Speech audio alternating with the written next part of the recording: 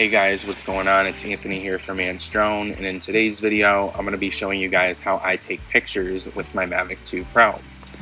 Now, there are plenty of ways that you can take pictures with the Mavic 2 Pro, and there are definitely lots of different modes and options to choose from when taking pictures with the beautiful Hasselblad camera.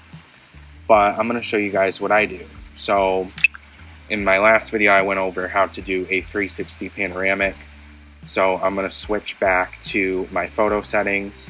What I do is I go to photo and I go to AEB and I choose a 5 AEB, and what that does is it takes 5 different photos in various exposures, and then later I combine them in my editing software to create an amazing looking photo with great colors, shadows, tones. That's why I use AEB. So I'm going to walk you through my whole process from actually taking the pictures to getting on the computer and editing them. So this is going to show you everything I do to take photos. Now, my favorite time of day to shoot photos is definitely sunset or golden hour. So this is more of golden hour right now. It's beautiful. It's probably 100 degrees out right now, so it's pretty hot.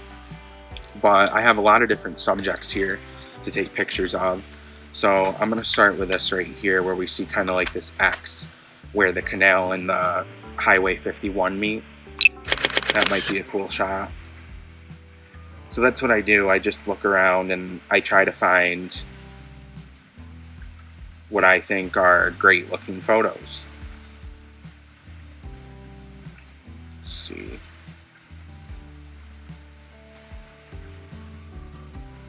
I'm gonna get up higher. Let's go to 400 feet.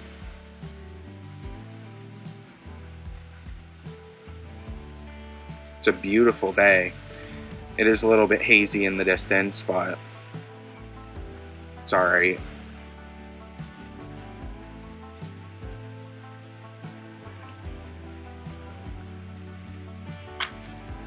So we're pretty high. I'm gonna stay at 380 there.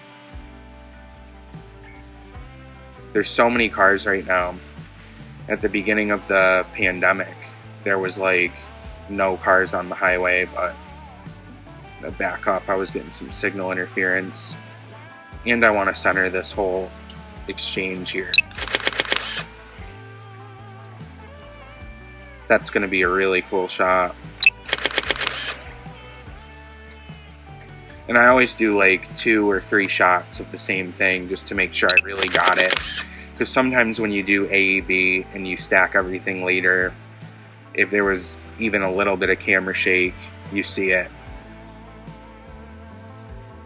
So let's go over here.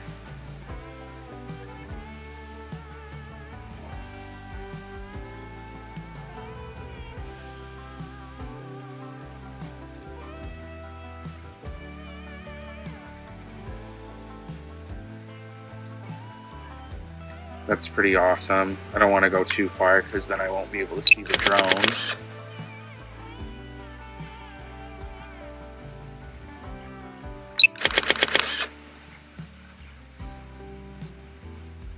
I just love this time of day. The lighting is so nice.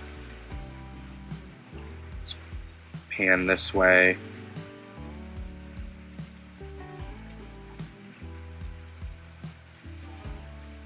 The nice thing too is I've got an ND filter on the drone. It's an ND8 filter, and sometimes it's not enough, but usually it's just enough, and it's perfect for what I need it for.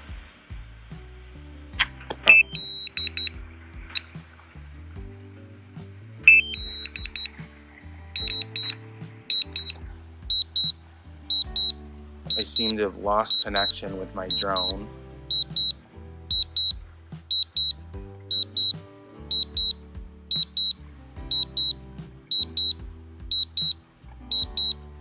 Go home. Okay, there we go. We got it back. That really scares me when that happens. So what I do when that happens is I just hit return to home, and then it comes back, make sure, wow, okay, I was recording that. Yeah, so sometimes, you know, I was kind of pushing it there. I could see it, but it was really far away. Probably a little too far for me.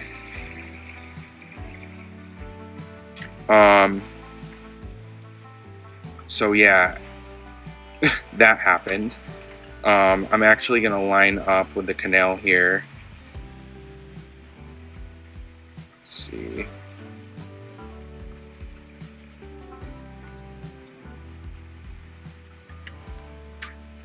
Right there.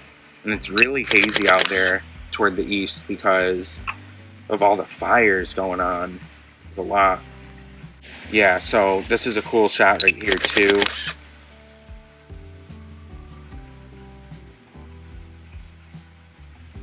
Yeah, so what I'm going to do is I'm going to start bringing it lower. And I'm not going to land just yet because I still have 37% battery. I'm just going to bring it down. I never just go like straight down. I always go down at like an angle, like an airplane, because it's easier on the propellers.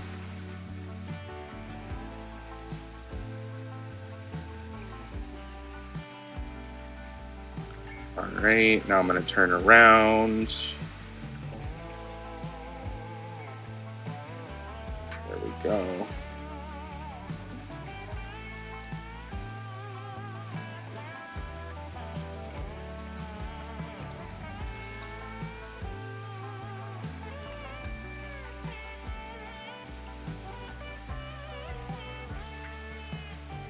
This really is a nice neighborhood. It's great living up in North Phoenix. Oh, I hear the drone. Turn around.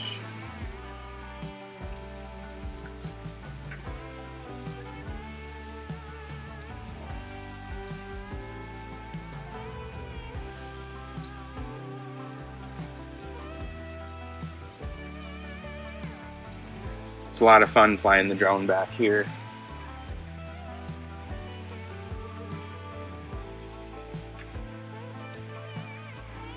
It's always a beautiful day in Phoenix. Sometimes it's a little too hot, but... Okay guys, so now I'm a little bit lower, 86 feet. And maybe just go a little bit higher. I know I just came down, but I always like getting this angle of the canal. It's just a really cool angle. And even if I go up like this, yeah, getting that curve like that.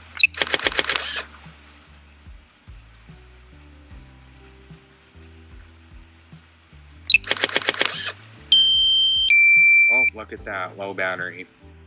Well, anyway, guys, I'm gonna land the drone and get over to the computer. I have my SD card in, and I'm gonna go to the untitled SD card right here. DCIM 100 media. Scroll down toward the bottom here, and it's gonna be all the photos taken after 5 p.m. So I actually already did this pano, so now I'm going to do these ones, and I'm going to put them in a specific folder. So this is basically giving you guys like a rundown of how I go about my process of taking my photos, importing them to the computer, and editing. So it's like the whole thing. And if you stick around to watch this video, you're gonna learn a thing or two. So thank you for watching. So I'm gonna call this folder Golden Hour Drone Raws, or Raw Photos. How about that? And I'm just gonna drag them into the folder, and it should only take like 2 minutes. Okay, so I cut it because it was taking a little bit longer, but they're imported, as you can see, every single one. So now what I'm gonna do is I'm gonna eject the SD card so that I don't forget to do that. And what I'm going to do next is open up my app called Aurora HDR. Now, like I said, I took the photos in AEB format in 5 different photos, and now all of them have to be stacked. Some people do this on their own, but I have a software where I can just throw all the photos in there and the software does it for me, so that I can just edit the photos after that process is done, because if I had to do that on my own, it would take forever.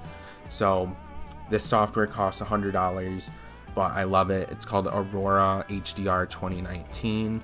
I'm not sure if they have a 2020 version, but the 2019 version has worked for me, and I don't feel like I need to upgrade. So I'm going to go to batch processing. You can also open an image and edit in Aurora HDR. It kind of reminds me of Lightroom, just slightly different. But I prefer Lightroom. So we're going to go to batch processing. Go over here, select all of these. Pull this to the side and drag these in to this area.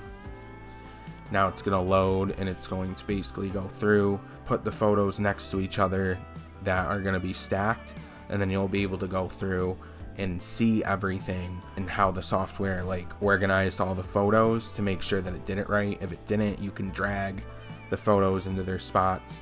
So I'll show you guys when there it is. So for example, if this photo belonged here, I could put it in here, but that's actually correct. There should be 5 in each one, which it looks like there is. So now what we're going to do is we're going to make sure this is HDR brackets, continue, and in here you want to choose your save to folder. I'm going to do that real quick. So I'm going to call this folder stacked, whoops, just like that, create, and open. And then I changed the format to PNG, and that's it. I don't touch anything else. So then I hit process, and there's 12 photos that are going to be processed. This can take a couple minutes, so I'll be right back. Okay guys, so the batching has completed. All the photos are stacked. So now we can go back to Aurora HDR and quit the software or close it, depending on, I don't know if Aurora works on PC, but if you're really interested, you could look into it. Okay, so now what we're gonna do is we're gonna go to the stacked folder with all of our stacked photos, and we're gonna open up Lightroom. This is Lightroom 2020.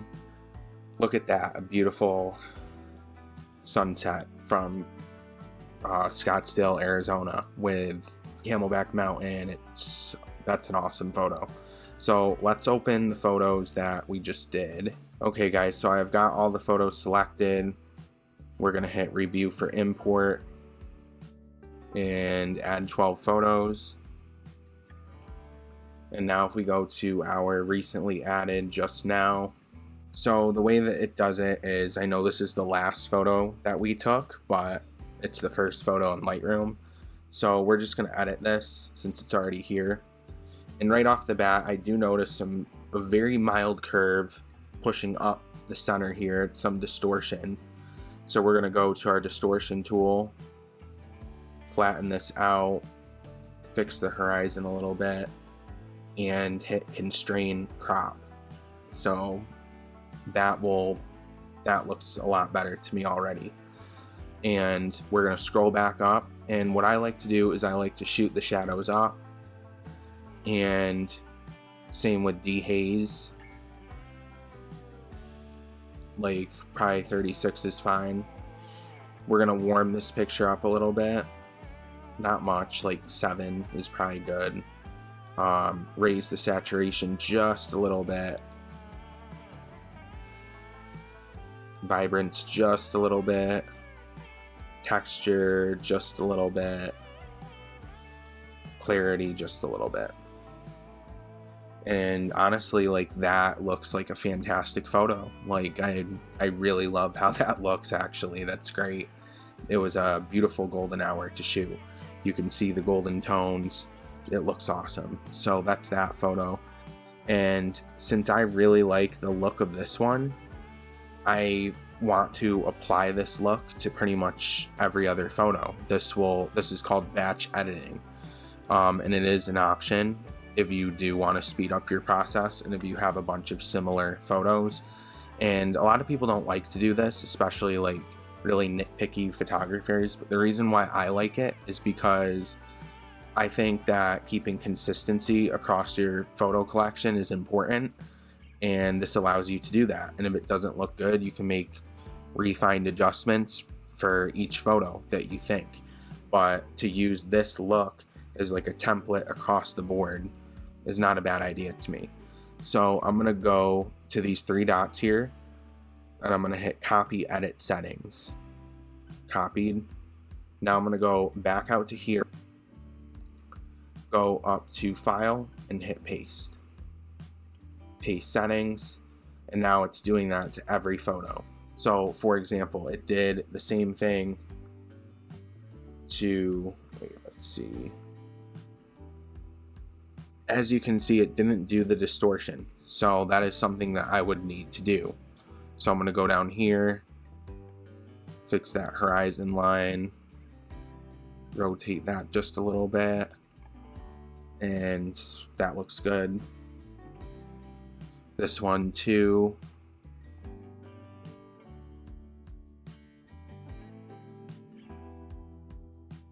Okay guys, so I just fixed the distortion on all of the photos. The consistent look across the board is important. You know, it's a nice collection of photos that I captured on this beautiful golden hour evening. So that is how I edit my photos for the most part. You know, I didn't have to do a lot of refined adjustments to these because, I mean, I literally was above the same space, just rotating the camera around, taking photos. So it wasn't that much in-depth editing that I needed to do, but that is how easy it is to use AEB, stack everything, and have awesome photos. But if you enjoyed today's video and you learned something from it, definitely hit the subscribe button and hit the notification bell so that you're updated when I create new videos. And also make sure to give this video a thumbs up